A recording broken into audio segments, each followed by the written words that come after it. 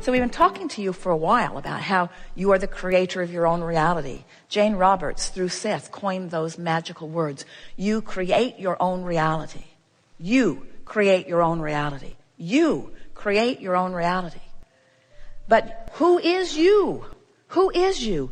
You were you before you came into this body, and you are you in this body, but you are you not in this body. There is this vibrational beingness, this range of vibration that ranges from the source that is you right on through to this furthest most leading edge extension of that which is you. You is you. You cannot pinch yourself off from you.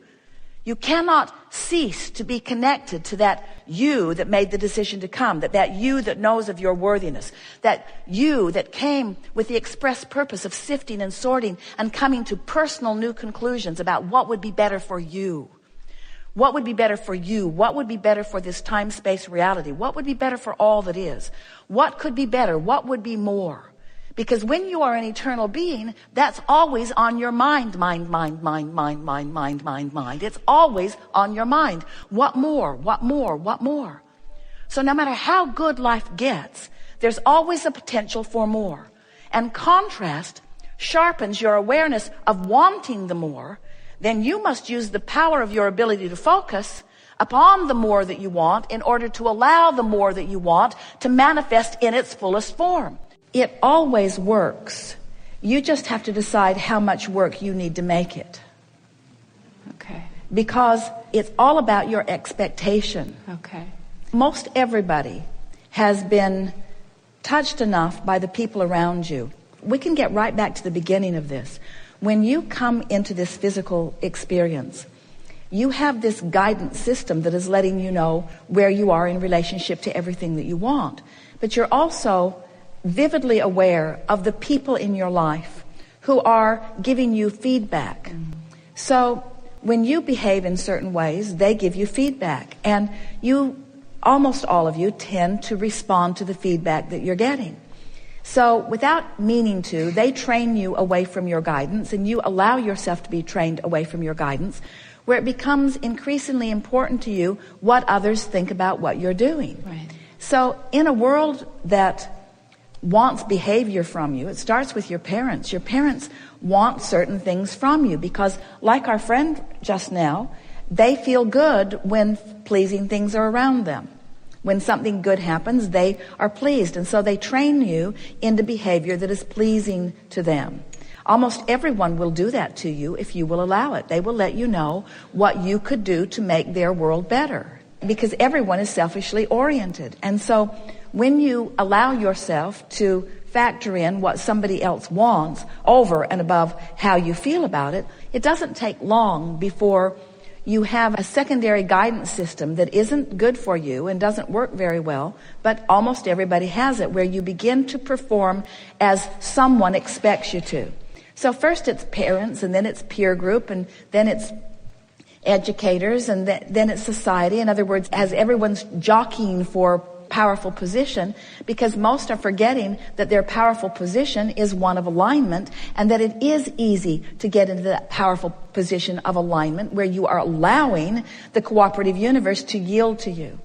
So when you are standing in your physical space and observing what's going on around you, we said earlier how interesting and intoxicating and enticing it is, because there is so much texture, there is so much vividness about this physical world in which you are living. And so things that are manifesting are interesting, they are compelling.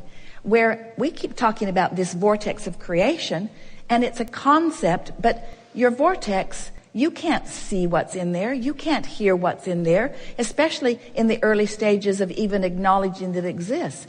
It's only a feeling place, it's an emotional place that has the ability, once you resonate long enough with the emotion of it, once you tune yourself to that emotion of that vortex,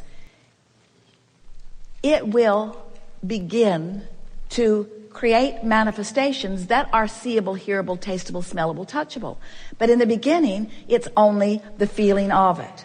So the picture that we would like to give all of you is that if you are willing to set aside for a little while your need to please others and to see their pleasing response. And instead, you will trust this process that we're talking about, as you've already discovered, that you can feel your way into this good feeling place. And this is the statement that is so exciting to speak that we want to shout it to you.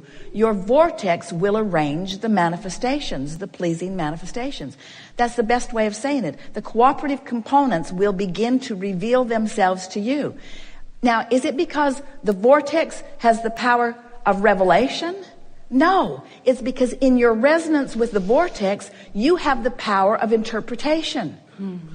You have the power to see it and hear it. So you're in the right place at the right time. You're intuitively moving about. You're rendezvousing with exactly what you need when you need it. And this feeling of worthiness just sweeps over you as you feel the comfortable path of unfolding that you're upon, where everything, each and everything, anything and everything that you need is just presented to you, not all at once, like you think you might want, not all at once, but incrementally so that you can digest it and devour it and enjoy it. You don't want to eat all your food all at once either. Right. If everybody brought the food for the rest of your life to that buffet today, it would be unpleasant. It's so nice that you're just going to eat what you want today. And that's the way these manifestations are. So what do you think your inner being, or Abraham, what do you think the source within you, how would you describe our manifestational experience? As emotional.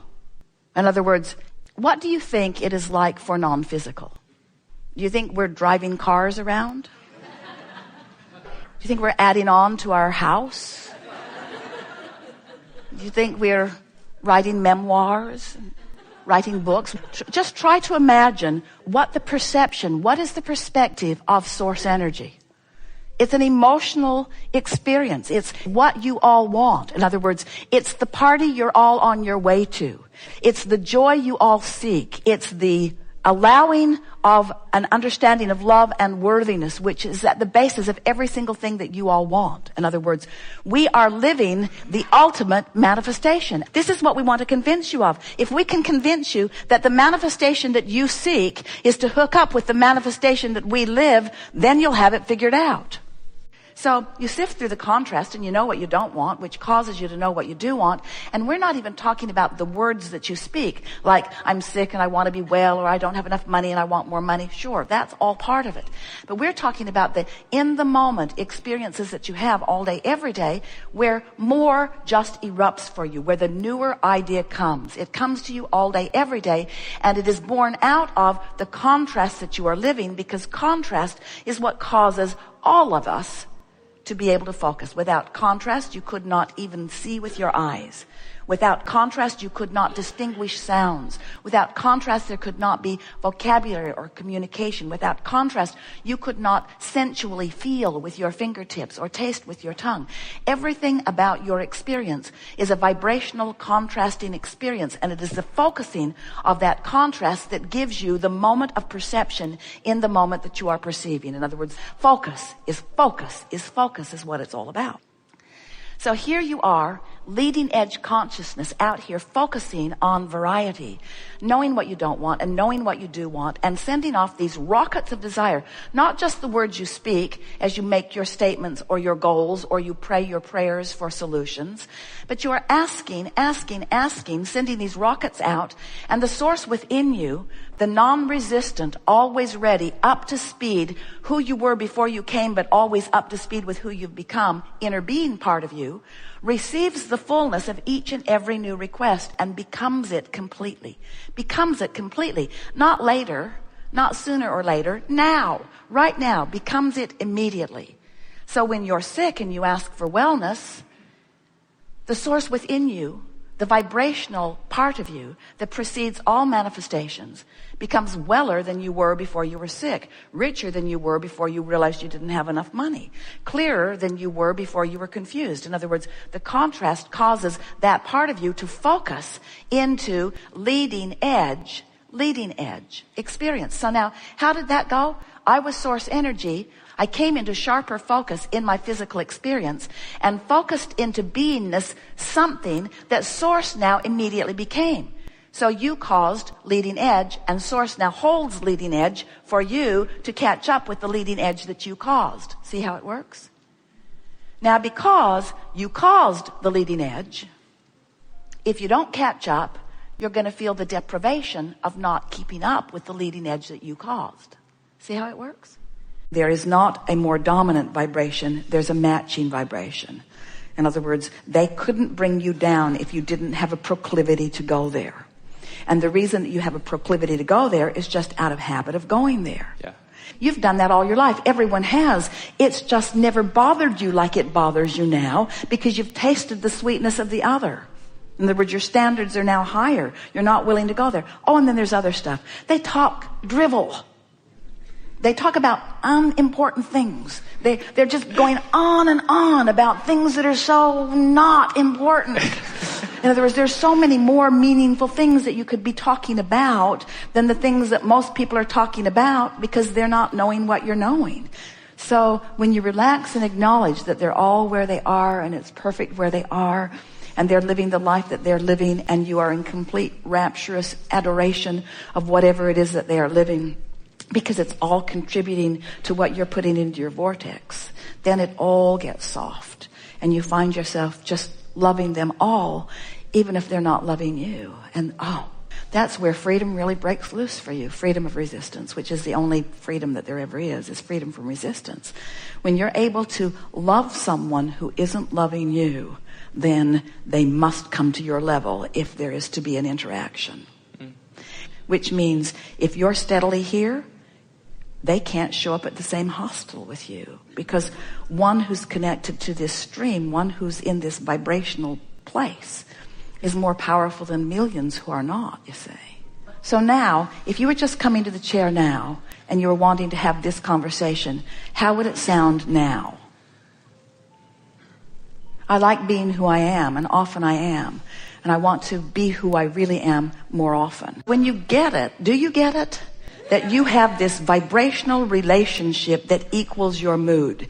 And if you will make this vibrational relationship your primary concern, if you will make it what you care about, if you will stop saying world or universe or God or Abraham or mother or lover or employer or employee or friend, if you will stop saying give me something that makes me feel good so that I can feel good because I want to feel good, and after all you sort of owe it to me to give me something to make me feel good because I want to feel good. If you'll stop saying that, meaning that, feeling that, and instead you'll say it is my responsibility to conjure a framework of thoughts that causes me to feel a little better now and a little better now and a little better now. If you will show yourself your ability to manifest the emotion without demanding a condition to change first, now you've got it. Because once you achieve the vibrational stability of feeling good anyway, the condition has to change. Friends, what we really want to say to you is it's easier than you've been making it out to be. But you don't try very hard until you feel desperate. But when you're desperate, then it's a little bit harder because then you've got all that manifestation that you have to overcome. But it really is an easy thing. These things we know about you.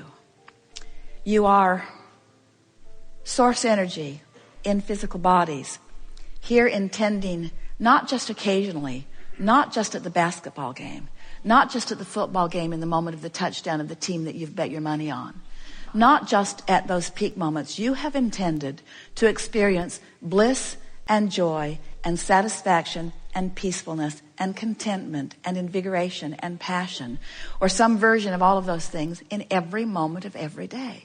You are powerful, genius, brilliant creators, and the source within you is reveling on that wavelength and having those feelings all day, every day.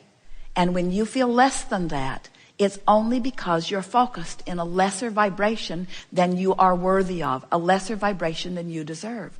Life is supposed to be fun. It's supposed to be fun. When you meet people, you're supposed to like them. When you listen to people, you're supposed to find interesting things. In every moment, there is the potential of a succulent